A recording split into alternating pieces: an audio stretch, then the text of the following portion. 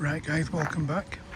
Okay, so pupil today is doing a driving bay park.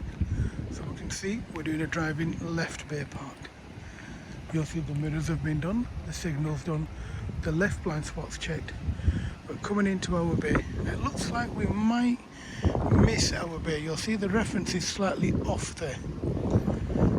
So what the pupil's got to do now is go into the bay and make an adjustment by reversing out.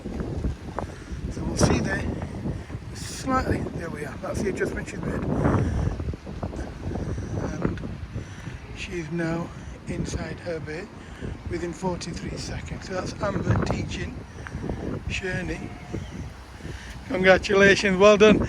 I thought she'd actually missed the bay, you know. But no, you're alright, I got it wrong. And there we are. That's another one of Amber's pupils. That's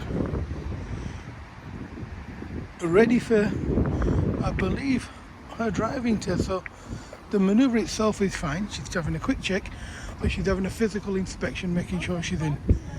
And she's inside her bay. I think that's pretty good. Congratulations to Amber and her pupil.